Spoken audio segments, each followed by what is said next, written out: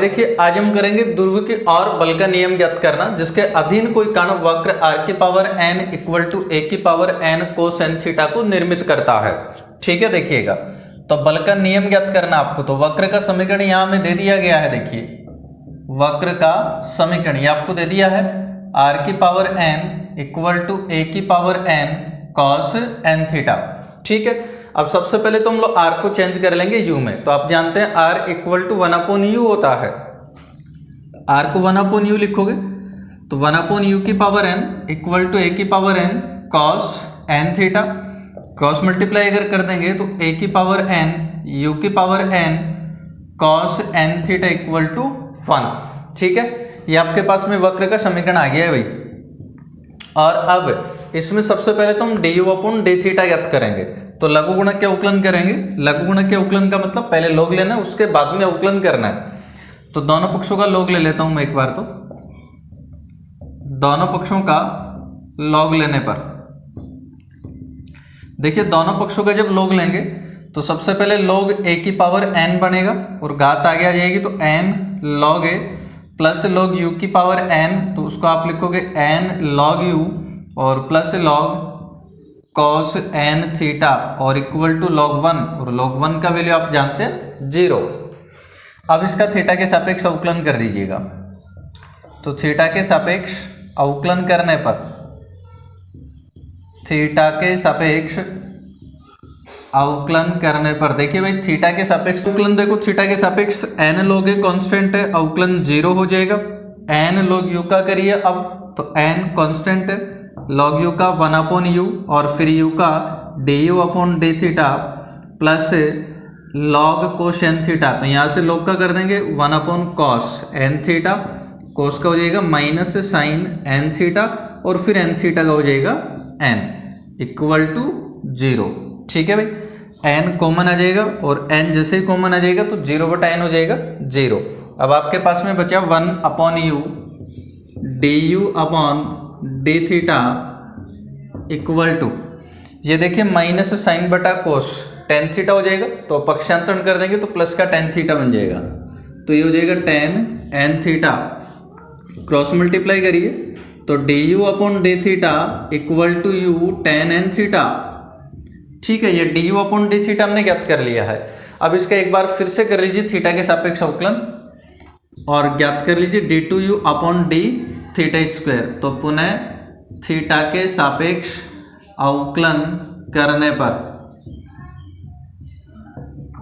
अब थीटा के सापेक्ष अवकलन करेंगे, देखो du/d थीटा का d2u/d थीटा स्क्वायर हो जाएगा equal to u tan n theta का करिए तो इसका गुणा के नियम से करेंगे। एक बार u का कर लेंगे तो du/d theta tan n theta plus u, अब की बार टेन n थीटा का करेंगे तो सेक स्क्वायर n थीटा और फिर n थीटा का जब कर लेंगे तो ये आपके पास में आ जाएगा n। ठीक है, ये d2u/d थीटा स्क्वायर हमने ज्ञात किया है।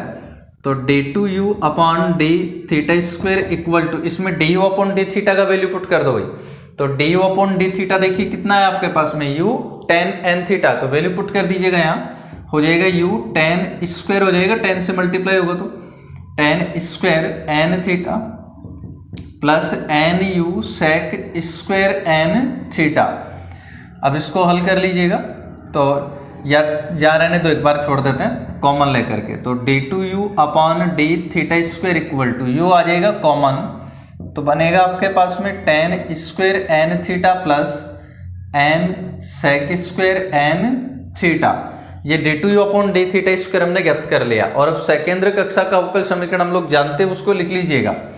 तो लिखिए सेकेंद्र कक्षा का अवकल समीकरण, सेकेंद्र कक्षा का अवकल समीकरण। अब सेकेंद्र कक्षा का जो अवकल समीकरण हम लोग जानते हैं भाई, क्या हुआ करता है, u plus d2u/d theta square equal to capital P/h square u square. अब इसमें वैल्यू पुट कर लीजिएगा d2u/d थीटा स्क्वायर का।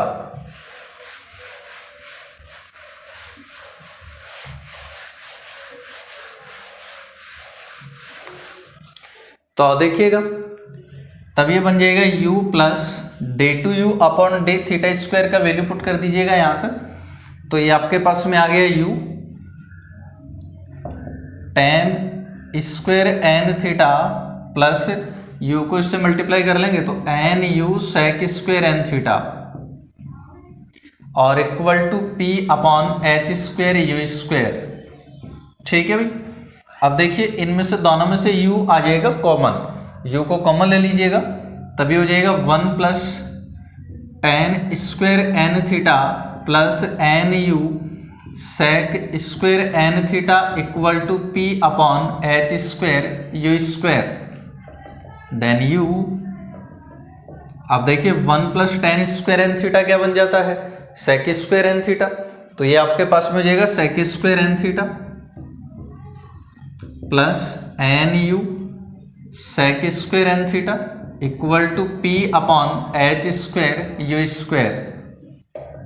सेक स्क्वायर एन थीटा कॉमन आ जाएगा, साथ ही में यू भी कॉमन आ जाएगा, तो यू को कॉमन ले लिया तो बचा 1 plus n sec square n theta भी कॉमन हो गया equal to p upon h square u square.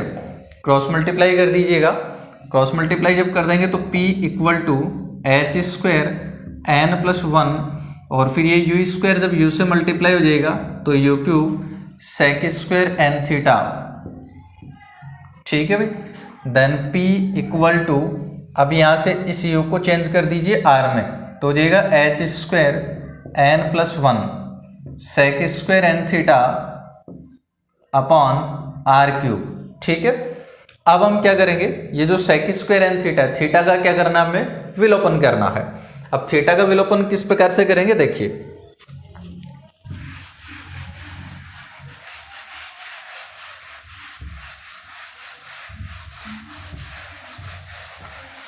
तो देखो भाई थीटा का विलोपन करने के लिए जो वक्र का समीकरण था ये इस प्रकार से था, आर की power n equal to a की power n cos n theta.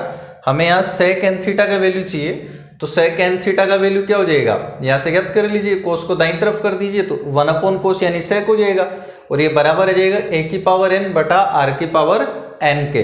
तो वैल्यू पुट कर दीजिएगा तो p इक्वल टू, ये आपके पास में हो जाएगा एच स्क्वायर एन प्लस 1 और बटा आर क्यूब इंटू क्या बन गया भाई, सेक एन थीटा का वैल्यू जो आएगा ए की पावर एन बटा आर की पावर एन, तो स्क्वायर कर देंगे तो हो जाएगा ए की पावर 2n बटा आर की पावर 2n।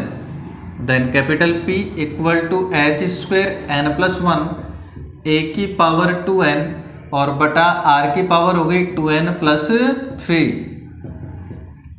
अब देखिए इसमें जो एच स्क्वायर एन प्लस 1 और ए की पावर 2n ये तो सब क्या है, कांस्टेंट है, और ये सब अगर कांस्टेंट राशियां हैं इसका मतलब जो p है ये समानुपाती है 1 अपॉन आर की पावर 2n प्लस 3 के। ये आ गया भाई आपके पास में बल का नियम। ज्ञात करेंगे सकेंद्र कक्षा जबकि केंद्रीय बल r का फलन हो। तो देखिए पहला अपने पास में है कि यदि केंद्रीय बल नियत बिंदु से दूरी के वर्ग व्युत्क्रमानुपाती हो तो सकेंद्र कक्षा ज्ञात करना। ठीक है भाई, देखिएगा सबसे पहले आपको दे दिया है कि जो केंद्रीय बल P है ये नियत बिंदु से दूरी के वर्ग का व्युत्क्रमानुपाती है, तो दूरी के वर्ग का व्युत्क्रमानुपाती है यानी कि P is proportional to 1 upon r square. तो P इक्वल टू इक्वेशन में चेंज करेंगे तो कांस्टेंट आ जाएगा म्यू, तो P इक्वल टू हो जाएगा म्यू अपॉन आर स्क्वायर। ठीक है, ये आपके पास में केंद्रीय बल आ गया। आपको ज्ञात करना है सकेंद्र कक्षा, तो देखिए मैं लिख रहा हूं सकेंद्र कक्षा का अवकल समीकरण, सकेंद्र कक्षा का अवकल समीकरण। देखो सकेंद्र कक्षा का अवकल समीकरण अगर पदिक रूप में लिख लें अपन तो ये आप लोग जानते हैं एच स्क्वायर बटा p cube d p upon d r equal to capital p. ठीक है, इस प्रकार से होता है सकेंद्र कक्षा का अवकल समीकरण पदिक रूप में, और कैपिटल पी का वैल्यू यहाँ से पुट कर दीजिएगा म्यू अपॉन आर स्क्वायर। ठीक है भाई, अब इसको हल करिएगा। देखो तो हल करेंगे तो यहाँ से अपने पास में ये आ जाएगा, इसको ले लेते हैं अपन h square upon p cube d p upon d r equal to mu upon r square. ये आपके पास में यहाँ से बन गया है। अब हम क्या करेंगे, एक बार तो इसके दोनों पक्षों को 2 से मल्टीप्लाई कर लेते हैं और चरों को भी साथ में यहाँ से पृथक कर लेते हैं। ये स्मॉल पी है भाई, और चरों को पृथक कर लेंगे साथ ही में। चरों को पृथक करने का मतलब p को एक साइड कर लेंगे और r को एक साइड कर देंगे। ऐसा जब कर लेंगे तो देखिए 2h² upon p cube dp equal to इधर से हो जाएगा mu upon r square dr, और 2 से मल्टीप्लाई भी कर दिया है दोनों पक्षों को। अब इंटीग्रेशन कर लीजिए दोनों पक्षों का। तो इंटीग्रेशन करेंगे तो देखिए क्या बनेगा भाई 2h², ये तो आपका कांस्टेंट हो जाएगा, ठीक है। और ये जैसे ही कांस्टेंट हो जाएगा -2 से कर देता हूँ मैं मल्टीप्लाई, ठीक है। तो देखना अब क्या बनेगा, ये -2h² कांस्टेंट हो जाएगा। अब जो 1/p³ है इसका इंटीग्रेशन आप लोग जानते हैं, 1/p³ का इंटीग्रेशन यही होता है ना, -1/2p²। तो यहाँ जैसे ही करोगे माइनस माइनस हो जाएगा प्लस, 2 से 2 हो जाएगा कैंसिल, तो बनेगा h² इक्वल टू, इसी प्रकार से यहाँ से -2 म्यू, ये तो कांस्टेंट हो जाएगा, और 1/r² का इंटीग्रेशन हो जाएगा -1/r। तो माइनस माइनस प्लस हो जाएगा 1/r, और प्लस एक कांस्टेंट आपने ऐड कर दिया यहाँ, और वो कांस्टेंट हमने क्या ऐड कर दिया भाई c, ठीक है। तो ये आपके पास में आ गया सेकेंद्र कक्षा का समीकरण h²/p² equal to 2 mu upon r plus c। ये सेकेंद्र कक्षा का अवकल समीकरण आया। अब हम बताएंगे कि जो अवकल समीकरण है किस वक्र को प्रदर्शित करता है, ठीक है। तो सेकेंद्र कक्षा का समीकरण आ गया, आप जांच कर रहे हैं तो देखिए इसके लिए परवलय का जो पदिक समीकरण होता है, मैं पदिक समीकरण लिख रहा हूँ यहाँ क्योंकि ये पदिक समीकरण ही है। तो परवलय का जो पदिक समीकरण है ये हम लोग जानते हैं होता है p² इक्वल टू AR। इसके अलावा दीर्घवृत्त का पदिक समीकरण, दीर्घवृत्त का पदिक समीकरण ये भी हम लोग जानते हैं, ये होता है b²/p² इक्वल टू 2a/r-1। और तीसरा अति परवलय का पदिक समीकरण, अति परवलय का पदिक समीकरण, अति परवलय का जो पदिक समीकरण होता है ये आपके पास में होता है b²/p² इक्वल टू 2a/r+1, ठीक है। ये तीनों के पदिक समीकरण मैंने यहाँ लिख दिए हैं। p² इक्वल टू AR परवलय का पदिक समीकरण होता है, दीर्घवृत्त का पदिक समीकरण होता है b²/p² इक्वल टू 2a/r-1, और अति परवलय का पदिक समीकरण होता है b²/p² इक्वल टू 2a/r+1, ठीक है। ये पदिक समीकरण आपने लिख दिए। अब इनकी कंपैरिजन अगर हम इस समीकरण नंबर 1 से किए जाए तो उपरोक्त समीकरणों की तुलना, उपरोक्त समीकरणों की तुलना 1 से करने पर, 1 से करने पर अगर इनकी तुलना समीकरण 1 से अगर हम लोग करते हैं तो देखते हैं क्या बनेगा।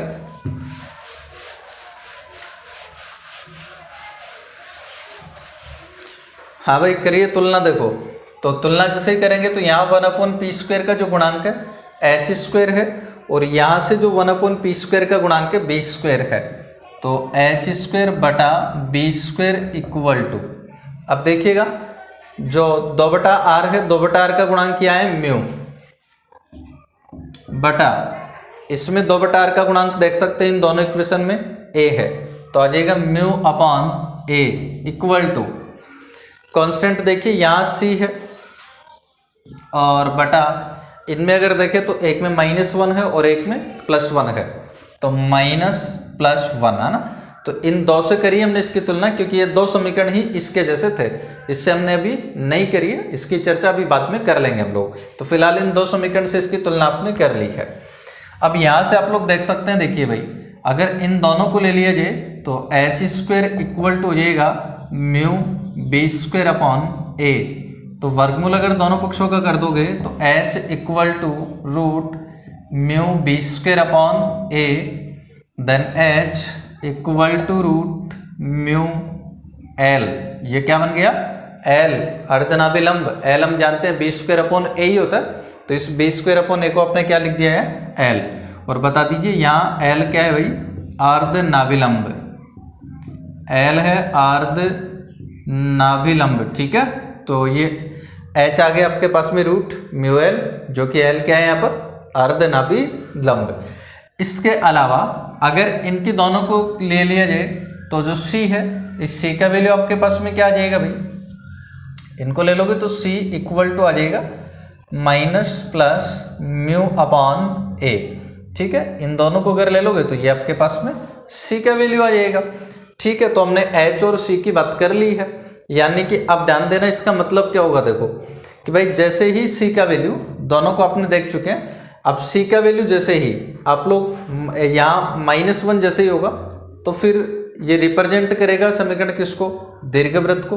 अगर c का वैल्यू पॉजिटिव लेंगे तो ये रिप्रेजेंट करेगा किसको, अति परवलय को ना। नेगेटिव आने पर दीर्घवृत्त को रिप्रेजेंट करेगा और पॉजिटिव आने पर अति परवलय को रिप्रेजेंट करेगा। अब अगर बात करें c इक्वल टू 0 की, तब देखिएगा क्या होगा। तो एक बार मैं यहाँ लिख देता हूँ कि यदि c ऋणात्मक है, यदि c ऋणात्मक है तो समीकरण एक दीर्घवृत्त को प्रदर्शित करता है, दीर्घवृत्त को प्रदर्शित करता है। यदि c, मैं बोल देता हूं आप लिख लेना, यदि c धनात्मक है तो समीकरण एक अति परवलय को प्रदर्शित करता है, और अगर c 0 है तब की हम बात करते हैं। देखो जैसे ही यहाँ c का वैल्यू 0 कर दोगे, c को आप लोग जैसे ही 0 करेंगे तो इक्वेशन ऐसा हो जाएगा h² upon p² equal to 2μ upon r। ठीक है भाई, तो यहाँ से अगर क्रॉस मल्टीप्लाई कर लेंगे तो जो p² है ये p² आपके पास में इस प्रकार से हो जाएगा, p² इक्वल टू ये आपके पास में बनेगा h² अपॉन 2μ और इंटू r। ठीक है, अब देखिए ये जो इक्वेशन है इस फॉर्म में चेंज हो गया ना, p² इक्वल टू ar। भाई a यहाँ पर अचर राशि होती है और यहाँ पर भी आप लोग देख सकते हैं h² अपॉन 2μ एक अचर राशि है। तो अब देखो ये जो इक्वेशन है p² इक्वल टू ar के फॉर्म में आ गया। इसका मतलब अब जैसे ही c को आप लोग 0 करेंगे तो ये रिप्रेजेंट कर देगा किसको, परवलय को। ठीक है ना, तो ये आपने देख लिया सेकेंद्र कक्षा का समीकरण। तो इसमें जैसे ही c 0 है तो रिप्रेजेंट कर रहा है परवलय को, c ऋणात्मक है तो रिप्रेजेंट कर रहा है दीर्घवृत्त को, और c धनात्मक है तो रिप्रेजेंट करेगा अति परवलय। यदि केंद्रीय बल नियत बिंदु से दूरी की समानुपाती है तो सेकेंद्र कक्षा ज्ञात करेंगे। तो देखिएगा अब आपको दे दिया गया है कि जो केंद्रीय बल है नियत बिंदु से दूरी के समानुपाती है, यानी कि p समानुपाती है किसके, r के। अब p अगर r के समानुपाती है इसका मतलब p इक्वल टू ये आपके पास में हो जाएगा म्यू r। तो p इक्वल टू ये कैपिटल P है ना, म्यू और r को आप लिख दोगे 1/u। ये आपके पास में p आ गया भाई। अब हमें सेकेंद्र कक्षा ज्ञात करनी है, तो सबसे पहले हम लोग लिखेंगे सेकेंद्र कक्षा का अवकल समीकरण। तो लिखिए सेकेंद्र कक्षा का अवकल समीकरण, सेकेंद्र कक्षा का अवकल समीकरण। ठीक है भाई, देखो अवकल समीकरण हम जानते हैं u plus d2u upon d theta square equal to p upon h² u²। Value put कर दो भाई इसके अंदर। तो सबसे पहले u plus d2u upon d theta square equal to capital p का वैल्यू पुट कर दीजिएगा, तो ये हो जाएगा म्यू अपॉन h² u³। ठीक है, अब इस u का कर दो पक्षांतरण, पक्षांतरण कर दोगे तो d2u upon d theta square equal to mu upon h² u³ minus u। अब इसका इंटीग्रेशन हमें करना है, लेकिन अभी इस स्थिति में हम इसका इंटीग्रेशन नहीं कर पा रहे, तो हम लोग क्या कर देंगे, इसके दोनों पक्षों को मल्टीप्लाई कर देंगे एक बार 2du अपॉन d थीटा से। तो समीकरण के दोनों पक्षों को, समीकरण के दोनों पक्षों को 2du अपॉन d थीटा से गुणा करने पर, दोनों पक्षों को 2du अपॉन d थीटा से गुणा करने पर देखिए भाई क्या बनेगा। इसके दोनों पक्षों को जैसे ही आप लोग 2du अपॉन d थीटा से मल्टीप्लाई करेंगे तो लिख दीजिएगा क्या बनेगा, ये आ जाएगा 2du upon d theta dot d2u upon d theta square equal to mu upon h² u³ और मल्टीप्लाई कर दिया आपने 2 d u upon d theta से, तो 2 d u upon d theta minus इसको भी 2 से मल्टीप्लाई कर दिया u d u upon d theta. ठीक है भाई, अब कर लीजिए समाकलन। अब क्या कर देंगे हम लोग इसका समाकलन, तो समाकलन करने पर करिए समाकलन भाई। तो देखो 2 d u upon d theta d two u upon d theta square, इसका जो इंटीग्रेशन है ये आपके पास हो जाएगा d u upon d theta का होल स्क्वायर। क्यों होगा समाकलन, देख सकते हैं आप, इसका जो अवकलन है वो क्या बनेगा, गुणा के नियम से, घात नियम से इसका जब अवकलन करते हैं तो सबसे पहले आएगा 2 d u upon d theta, फिर d u upon d theta का d two u upon d theta square. तो d u upon d theta का होल स्क्वायर इसका अवकलन ये होता है, इसलिए इसका जो समाकलन ये हो जाएगा d u upon d theta का होल स्क्वायर इक्वल टू, इधर से भी देखिएगा यहाँ से 2 म्यू अपॉन एच स्क्वायर, ये तो आपके पास कांस्टेंट राशि है। अब आपको इंटीग्रेशन करना है 1 upon u cube D u upon d theta का, तो सीधी सी बात है समाकलन आपको 1/u क्यूब का करना है। तो 1 अपॉन यू क्यूब का जो इंटीग्रेशन होता है ये हम लोग जानते हैं माइनस 1 अपॉन 2 यू स्क्वायर होता है। तो यहाँ पर 2 से 2 कैंसिल हो जाएगा और ये आ जाएगा माइनस 1 अपॉन यू स्क्वायर। अब D u upon d theta cancel हो जाएगा।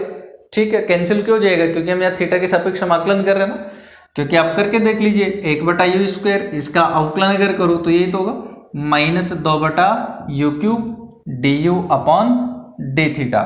ठीक है, इसलिए इसका जो समाकलन होगा वो ये आ जाएगा। तो अब समाकलन करते समय आपको D u upon d theta पर ध्यान नहीं देना है, जो भी यू का पद है उसका इंटीग्रेशन कर दीजिएगा।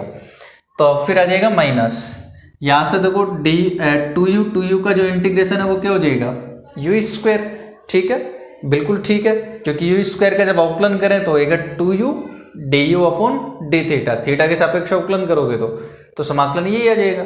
ठीक है, तो जैसे ही d u by d theta होता है और थीटा के सापेक्ष अगर आप समाकलन कर रहे हैं तो आपको D u upon d theta पर ध्यान नहीं देना, यू का जो भी पद है उसका इंटीग्रेशन कर देना है।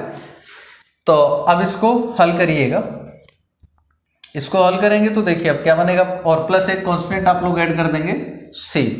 ठीक है, तो d u upon d theta का होल स्क्वायर इक्वल टू, अब देखिए भाई क्या बन जाएगा, यहां से इसमें से अपन 1 अपॉन यू स्क्वायर कॉमन ले लेते हैं, और 1 अपॉन यू स्क्वायर जब कॉमन ले लेंगे तो फिर क्या बचेगा भाई माइनस म्यू बटा एच स्क्वायर, और यहाँ से आपके पास में हो जाएगा माइनस यू स्क्वायर, जब यू स्क्वायर से मल्टीप्लाई हो जाएगा तो यू की पावर 4 हो जाएगा। भाई यहाँ 1/u स्क्वायर नहीं है ना, इसका मतलब यू स्क्वायर से मल्टीप्लाई हो जाएगा तो यू की पावर 4 हो जाएगा, और प्लस सी, फिर यहाँ भी you square 1 upon you square नहीं है तो सी से मल्टीप्लाई हो जाएगा यू स्क्वायर। ठीक है, तो दोनों पक्षों का वर्गमूल अब कर दीजिएगा तो आ जाएगा d u upon d theta equal to 1 upon u, और ये आ जाएगा root c u square minus mu upon h square minus u की पावर 4। ठीक है, अब हम चरों को कर लेंगे यहाँ से पृथक, यू को एक तरफ कर लेंगे और थीटा को दूसरी तरफ कर देंगे। तो करिए भाई, चर पृथक करिएगा, चर पृथक जैसे ही करेंगे तो आ जाएगा u d u equal to ये बटा, ये वाला पद भी पूरा u का है तो ये आ जाएगा बटा में आ जाएगा root c u square minus mu upon h square और माइनस यू की पावर 4 इक्वल टू, ठीक है ना भाई, इसको इधर ले लिया तो ये यू तो ऊपर आ गया तो यू डी यू बन गया, और ये रूट वाला जो पद है बटा में आ गया, इक्वल टू आपके पास में हो जाएगा डी थीटा। अब इसका इंटीग्रेशन हमें करना है, तो इसका इंटीग्रेशन अभी भी हम लोग नहीं कर पाएंगे, तो हम क्या करते हैं, एक बार इसके दोनों पक्षों को 2 से मल्टीप्लाई कर देता हूं मैं यहाँ, तो ये तो हो गया 2u डी यू और इधर से हो गया 2 डी थीटा। और अब हम एक प्रतिस्थापन कर लेंगे यहाँ पर, आप इसमें देख सकते हैं ये यू स्क्वायर में द्विघात इक्वेशन है, यू में नहीं यू स्क्वायर में द्विघात बहुपद है, इसलिए यहाँ हम लोग प्रतिस्थापन कर लेंगे, माना u square equal to z, और इसका जो अवकलन कर देंगे अगर तो आ जाएगा 2u d u equal to d z. ठीक है, तो वैल्यू पुट करिएगा यहाँ, इसमें जैसे ही वैल्यू पुट करेंगे तो देखो 2u du, इसको तो आप लोग क्या लिख दोगे भाई, dz और upon root c u square को आप क्या लिख देंगे, z, और minus mu upon h square और माइनस यू की पावर 4, तो इसको आप लोग लिख दोगे जेड स्क्वायर, ठीक है ना, इक्वल टू इधर से आपका ये एज इट इज रह जाएगा 2d थीटा, ठीक है, ये वाला बन गया। साथ में मैं इंटीग्रेशन भी इसका कर देता हूं। और अब देखिएगा, अब भी इसका इंटीग्रेशन हम लोग नहीं कर पाएंगे, तो अब इसका इंटीग्रेशन करने के लिए देखो हम और क्या करें, dz अपॉन रूट, भाई z में द्विघात बहुपद है तो यहां से इसके दो मूल प्राप्त होंगे आपको। इसके दो जो मूल है वो मान लिया कि सपोज अल्फा और बीटा है।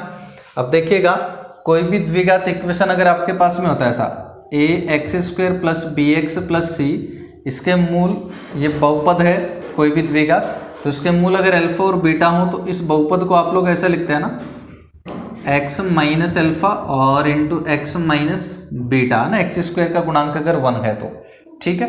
तो यहां से अगर मूल इसके अल्फा और बीटा मान ले तो इसके गुण, इसको भी अपन ऐसा लिख सकते हैं Z minus alpha Z minus beta, लेकिन ध्यान देना ये तो तब लिखते हैं जब एक्स स्क्वायर का गुणांक 1 हो, लेकिन यहाँ जो जेड स्क्वायर का गुणांक है ये -1 है, इसलिए हम लोग क्या करेंगे, एक को ऐसा लिख देंगे अल्फा माइनस जेड और दूसरे को बीटा माइनस जेड, ताकि जेड माइनस बीटा, ठीक है, ताकि अब देखो माइनस जेड जब प्लस जेड से मल्टीप्लाई होगा माइनस जेड स्क्वायर ही आपके पास में आएगा, इक्वल टू 2d थीटा।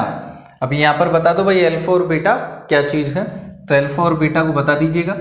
तो यहाँ alpha plus beta equal to मूलों और गुणांकों में संबंध जानते हैं हम, अल्फा प्लस बीटा बराबर माइनस बी बटा ए, तो माइनस बी का मतलब होगा जेड का गुणांक, तो जेड का गुणांक है सी, और बटा ए का मतलब जेड स्क्वायर का गुणांक -1, तो माइनस माइनस प्लस 1 हो जाएगा, तो अल्फा बीटा इक्वल टू सी आ गया, और अल्फा बीटा बराबर होता है सी बटा ए, सी का मतलब होगा अचर पद से, अचर पद है minus mu upon h square, और बटा ए का मतलब जेड स्क्वायर का गुणांक -1 है, तो माइनस माइनस प्लस 1 हो जाएगा, ठीक है। तो ये अल्फा और बीटा का वैल्यू यहाँ से आपको प्राप्त होता है। अब हमें ज्ञात नहीं करना, लेकिन अल्फा और बीटा का मान बस ये बता देना है केवल।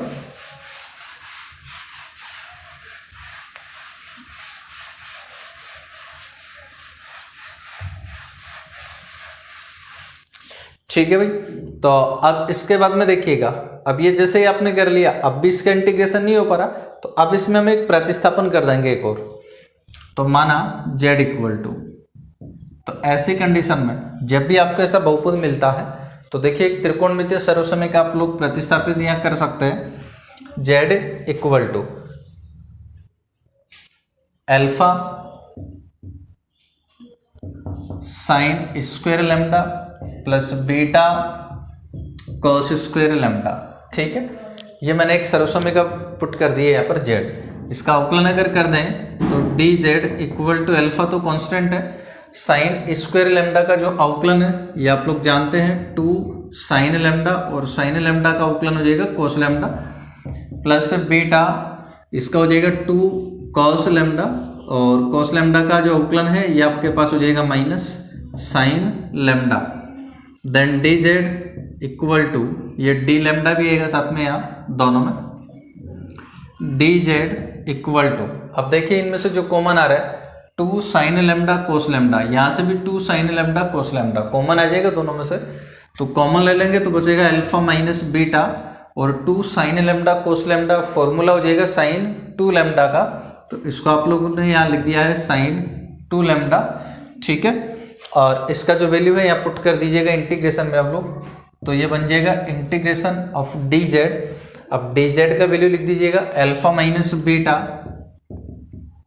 साइन 2 लैम्डा, इसको मैं ये भी लिख सकता हूँ 2 साइन लैम्डा कॉस लैम्डा, और ये d लैम्डा भी है भैया, तो d लैम्डा, और बटा, अब देखिए अल्फा माइनस जेड, ध्यान देना जैसे हम लोग अल्फा माइनस जेड करेंगे क्या बनेगा, मैं यहाँ एक बार करके बता रहा हूँ आपको, अल्फा माइनस जेड, तो जेड को लिख रहा हूँ अब alpha sign square lambda plus beta cos square lambda, तो ये माइनस हो जाएगा ना जेड करेंगे तो ये भी, अब देखो इनमें से दोनों में से अल्फा कॉमन आ जाएगा तो हो जाएगा 1 माइनस साइन स्क्वायर लैम्डा और minus beta cos square lambda. फिर alpha 1 minus sine square lambda बन जाता है cos square lambda minus beta cos square lambda. दोनों में से कॉस स्क्वायर लैम्डा आ जाएगा कॉमन तो बचेगा अल्फा माइनस बीटा। तो ये लिख दिया मैंने root alpha minus beta cos square lambda आ गया कॉमन तो ये लीजिए कॉस स्क्वायर लैम्डा। इसी प्रकार से जब हम लोग करेंगे z माइनस बीटा तब आपके पास में हो जाएगा अल्फा माइनस बीटा। बिल्कुल इसी प्रकार से हल करके देख लीजिएगा तब आपके पास अल्फा माइनस बीटा तो हो जाएगा अल्फा माइनस बीटा का होल स्क्वायर और अब की बार साइन आ जाएगा तो यहाँ बन जाएगा sine square lambda equal to d at two d theta. ठीक है भाई, अब इसको हल कर लीजिएगा और देखते हैं क्या बनेगा।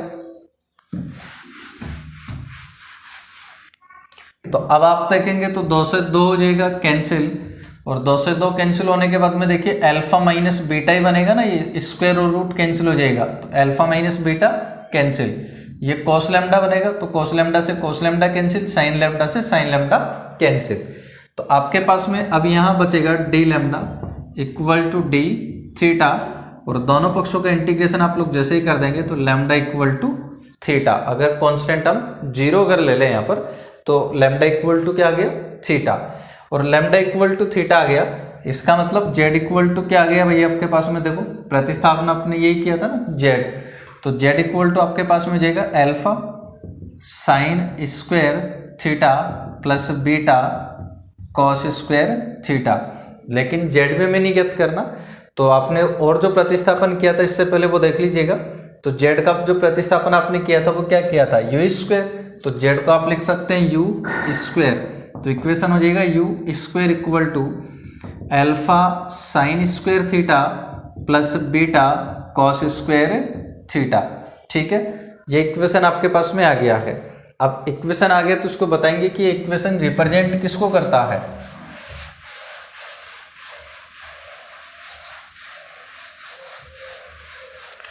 तो देखिए एक बार तो जो u है इसको अपन 1/r लिख सकते हैं तो ये हो जाएगा 1/r square equal to alpha sign square theta plus beta cos square theta. ठीक है भाई, अब इसके दोनों पक्षों को अगर r स्क्वायर से मल्टीप्लाई हम लोग कर लेंगे, r स्क्वायर से मल्टीप्लाई कर लेंगे तो आ जाएगा अल्फा r साइन थीटा का whole square, r square sine square theta ऐसा लिख सकते हैं इसको हम लोग, और प्लस बीटा फिर यहाँ होगा r square cos square theta तो उसको आप लोग लिख सकते हैं आर कोस थीटा का होल स्क्वायर इक्वल टू 1। ठीक है भाई, अब देखिएगा ध्रुवीय और कार्तीय निर्देशांकों में जो संबंध होता है उससे हम लोग जानते हैं x इक्वल टू होता है आर कोस थीटा और y इक्वल टू होता है आर साइन थीटा। तो जो आर साइन थीटा है इसको आप लोग y लिख सकते हैं plus beta r cos theta को आप लोग x लिखते हैं इक्वल टू 1।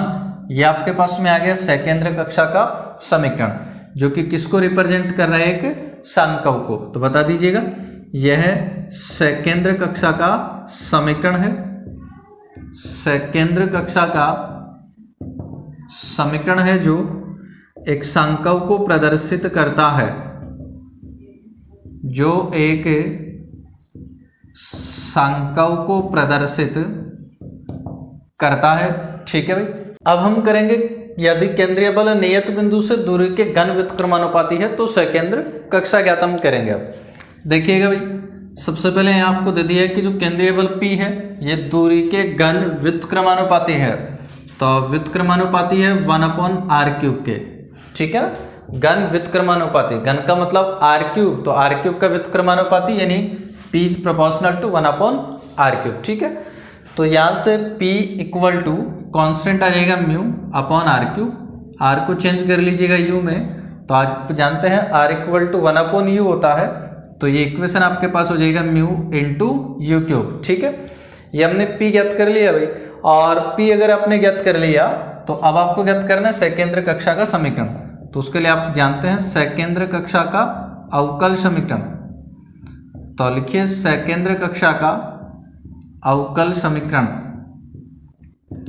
तो देखिए भाई सेकेंद्र कक्षा का जो अवकल समीकरण है हम लोग जानते हैं u plus d two u upon d theta square equal to p upon h square u square. ठीक है, वैल्यू पुट कर दो उसके अंदर p का, तो इक्वेशन हो जाएगा u plus d two u upon d theta square equal to p का वैल्यू पुट कर दीजिएगा mu u cube upon h square u square, then u plus d two u upon d theta square equal to, अब देखिए भाई क्या हो जाएगा, u square से यू स्क्वायर हो जाएगा कैंसिल, तो आपके पास में यहाँ बचेगा mu upon h square u. अब इस यू का भी कर दीजिए पक्षांतरण जब आप लोग कर देंगे तो इक्वेशन हो जाएगा d two u upon d theta square equal to u common आ जाएगा तो म्यू बटा h square minus 1 into you.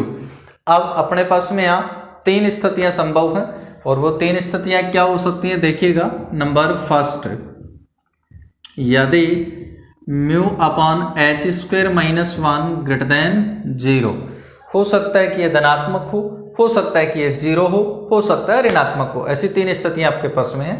तो पहली स्थिति हमने ले ली कि mu upon h square minus 1 धनात्मक है यानी ग्रेटर देन 0, और ये धनात्मक है तो फिर इस इक्वेशन को हम ऐसा लिख रहे हैं आप लोग d two u upon d theta square equal to, इसको मैंने लिख दिया है यहाँ एन स्क्वायर यू, और यहाँ जो एन स्क्वायर है ये एन स्क्वायर अपन ने किसको लिखा है भाई, म्यू बटा एच स्क्वायर माइनस 1 को, इसको हमने क्या मान लिया एन स्क्वायर, धनात्मक था इसलिए हमने इसको क्या मान लिया, सपोज एन स्क्वायर मान लिया है। तो इक्वेशन जो है इसको बना अब आप ऐसा लिख सकते हैं d square minus n square u equal to 0, और यहाँ ये जो कैपिटल डी मैंने लिखा है ये आपके पास में ऑपरेटर है डी अपॉन डी थीटा। ठीक है ना, सेकेंड ईयर में हम लोग पढ़ते हैं अचर गुणांकों वाला रैखिक अवकल समीकरण, तो ये आपके पास बन गया अचर गुणांकों वाला रैखिक अवकल समीकरण। अब अचर गुणांकों वाला रैखिक अवकल समीकरण तो हल करने के लिए क्या करेंगे आप, सबसे पहले इसका सहायक समीकरण लिखेंगे। तो इसका जो सहायक समीकरण आपके पास में हो जाएगा वो सहायक समीकरण हो जाएगा m square minus n square equal to 0, तो एम इक्वल टू आपके पास में आ जाएगा प्लस माइनस एन, और सी एफ लिख दीजिएगा। तो सी एफ कैसे लिखते हैं भाई, आप यहाँ देख सकते हैं कि इसके जो मूल हैं 2 मूल है और दोनों ही मूल वास्तविक हैं, और जब मूल वास्तविक होते हैं तो सी एफ को हम लिखते हैं ए कॉस हाइपरबोलिक एन थीटा और प्लस बी कॉस हाइपरबोलिक ये साइन हाइपरबोलिक एन थीटा। ठीक है, तो मूल एन था, एक प्लस एन था और एक माइनस एन था, लेकिन दोनों ही वास्तविक हैं इसलिए हम ऐसा लिखते हैं a cos hyperbolic n theta plus b sine hyperbolic n theta. अब आप बात करेंगे कि ये एक तो प्लस एन है एक माइनस एन है, लेकिन फिर भी आप चिन्ह दोनों में प्लस क्यों लगा रहे हैं, तो दोनों इनका जो चिन्ह है एक माइनस आएगा लेकिन वो ए और बी कांस्टेंट राशि है ना, तो जो चिन्ह आपका है वो कांस्टेंट में ऐड हो जाता है। तो ये आपने सी एफ लिख दिया, और पी आई तो इसमें 0 होगा क्योंकि बराबर में 0 है, इसलिए जो सी एफ है वही क्या हो जाएगा, इस अवकल समीकरण का हल हो जाएगा। तो सी एफ इसका सॉल्यूशन हो जाएगा, इसलिए u equal to a cos hyperbolic n theta plus b sine hyperbolic n theta. ठीक है, ये आ गया आपके पास में सेकेंद्र कक्षा का समीकरण। पहली स्थिति में जब mu upon h square minus 1 greater than 0 है। अब हम दूसरी कंडीशन की बात करेंगे, जब mu upon h square minus 1 equal to 0 हो। तो बात करते हैं अब दूसरी कंडीशन की, देखिएगा। तो ये दूसरी कंडीशन हमने ले लिया कि यदि mu upon h square minus 1 equal to 0। अब देखिए जैसे ही बराबर 0 हो जाएगा तो फिर इक्वेशन जो है ये आपके पास में इस टाइप से हो जाएगा d two u upon d theta square, d two u upon d theta square. अब देखो ये 0 हो गया ना, तो बराबर 0। समाकलन करिएगा, जैसे ही समाकलन करोगे थीटा के सापेक्ष तो d u upon d theta, 0 का समाकलन एक अचर होगा, सपोज ए लिख लिया हमने।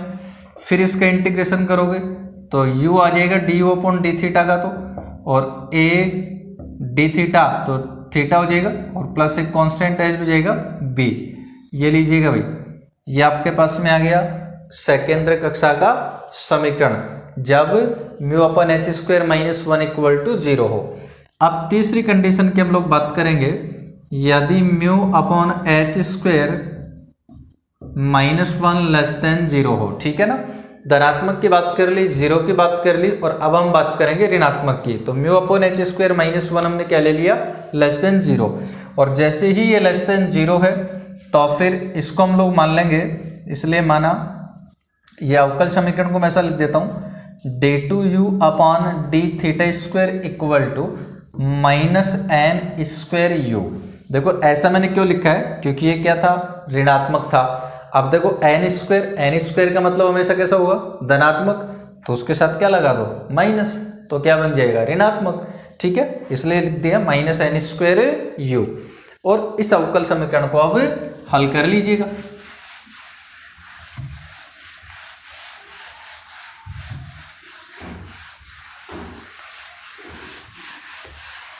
तो देखते हैं इसको हल करने पर अब क्या बनेगा। इसका पक्षांतरण जब आप लोग कर लेंगे तो इक्वेशन हो जाएगा d two u upon d theta square plus n square u equal to 0। तो इक्वेशन को आप ऐसा लिखेंगे, d square plus n square u equal to 0। ठीक है, अब सहायक समीकरण इसका लिख लीजिएगा सबसे पहले आप लोग। तो हम लिख रहे हैं अब सहायक समीकरण। तो इसका जो सहायक समीकरण है ये होता है m square plus n square equal to 0। तो m इक्वल टू आ जाएगा प्लस माइनस एन आयोटा। तो सी एफ किस प्रकार से लिखेंगे भाई, देखो अब इसका जो सी एफ है वो हम लोग कैसे लिखेंगे। देखो जब मूल होते हैं काल्पनिक मूल हो, जैसे alpha plus minus iota beta हो, ठीक है, तो इसका जो सी एफ है वो अपना इस प्रकार से लिखा करते थे, e की power alpha x c cos beta x plus d, इस टाइप से हम लोग लिखते थे। अब यहाँ पर देखो जो वास्तविक भाग है वो 0 हो गया, ऐसे लिखेंगे ना, इसका मतलब 0 प्लस माइनस एन आयोटा लिख सकते हैं। तो अल्फा का मान 0 हो गया, तो e की पावर 0 तो क्या बन जाएगा 1, और e की पावर 0 1 बन गया, तो फिर इस प्रकार से लिखेंगे आप लोग। तो मैं यहाँ लिख देता हूँ c के स्थान पर सपोज a लिख लेता हूँ कांस्टेंट, और cos बीटा एक्स, बीटा के स्थान पर यहाँ n हो जाएगा, और x का मतलब यहाँ पर कोण है, स्वतंत्र चर थीटा, तो जाएगा n थीटा, और प्लस एक कांस्टेंट ये आपने ऐड कर दिया एक और b। तो ये आपके पास में सी एफ आ गया, और बराबर 0 है, देखिए इसलिए जो पी आई है ये आपके पास में 0 होगा, पी आई 0 है, इसलिए जो सी एफ है वही इस अवकल समीकरण का हल हो जाएगा। इसलिए जो हल है u इक्वल टू हो जाएगा a cos n theta plus b। ठीक है भाई, ये आपके पास में आ गया सेकेंद्र कक्षा का अवकल समीकरण तीनों स्थितियों में। अब हम करेंगे एग्जांपल्स। तो पहला एग्जांपल है आपके पास में कि ध्रुव बिंदु के और बल का नियम ज्ञात करिए जिसके अधीन कोई कण वक्र r equal to a e की पावर थीटा कोट अल्फा पर गतिमान है। ठीक है, तो आपको दे दिया गया है कि कण जो है इस वक्र में चलता है, तो आपको यहाँ ज्ञात करना है बल का नियम। देखिए भाई, बल का जो नियम है वो हम लोग किस प्रकार से ज्ञात करेंगे। सबसे पहले कण का जो वक्र है, वक्र आपको दे दिया गया है, वक्र का समीकरण ये आपके पास है r equal to a e की power theta cot alpha. r को हम u में चेंज कर लेते हैं, तो r होता है 1 upon u equal to a e की पावर थीटा कोट अल्फा, फिर क्रॉस मल्टीप्लाई कर देंगे तो a u e की power theta cot alpha equal to 1। ठीक है, अब इसके दोनों पक्षों का लॉग ले लीजिए और अवकलन कर लीजिए, है ना। बल का नियम ज्ञात करना है, तो आप लोग ज्ञात करेंगे सबसे पहले तो d two u upon d theta square. ठीक है ना, अब उसको ज्ञात करने के लिए देखो हम ले लेंगे सबसे पहले इसके दोनों पक्षों का लॉग। तो दोनों पक्षों का लॉग लेने पर, दोनों पक्षों का लॉग लेने पर देखिए दोनों पक्षों का जब आप लॉग लेंगे, यहां से लॉग a आ जाएगा प्लस लॉग u बन जाएगा, फिर प्लस लॉग, अब देखिए लॉग में जो घात है वो आगे आ जाती है, तो थीटा कोट अल्फा, और बनेगा लॉग e, और लॉग e का वैल्यू हो जाता है 1 इक्वल टू 1 का लॉग 1, तो लॉग 1 का मान 0 होता है। ठीक है, अब कर दो थीटा के सापेक्ष अवकलन। तो थीटा के सापेक्ष अवकलन करने पर, थीटा के सापेक्ष अवकलन करने पर करिए भाई, सबसे पहले log a का अवकलन आप जानते हैं 0 होता है, प्लस log u का अवकलन 1/u du upon d theta, और प्लस थीटा कोट अल्फा का जब करेंगे तो कोट अल्फा तो कांस्टेंट है और थीटा का अवकलन 1 इक्वल टू 0। ठीक है भाई, ये आ गया आपके पास में। तो 1/u du upon d theta, 1/u du upon d theta equal to minus cot alpha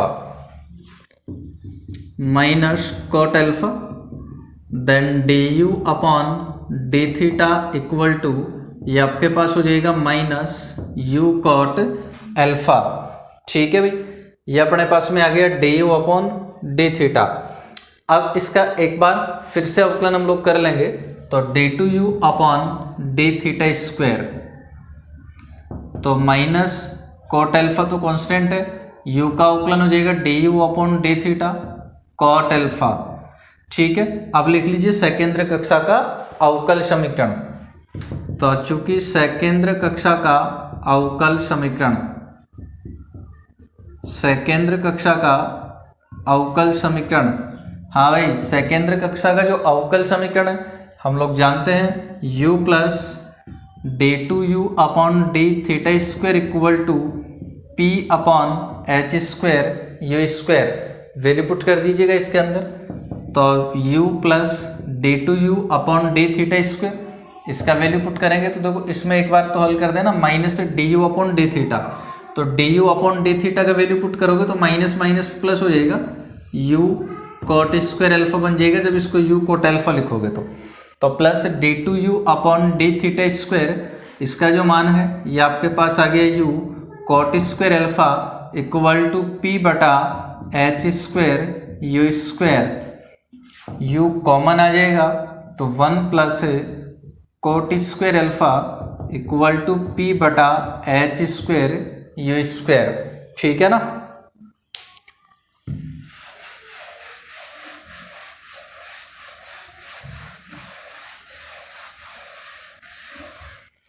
हाँ भाई देखिए अब क्या बनेगा, तो इसको क्रॉस मल्टीप्लाई जब आप कर देंगे तो p इक्वल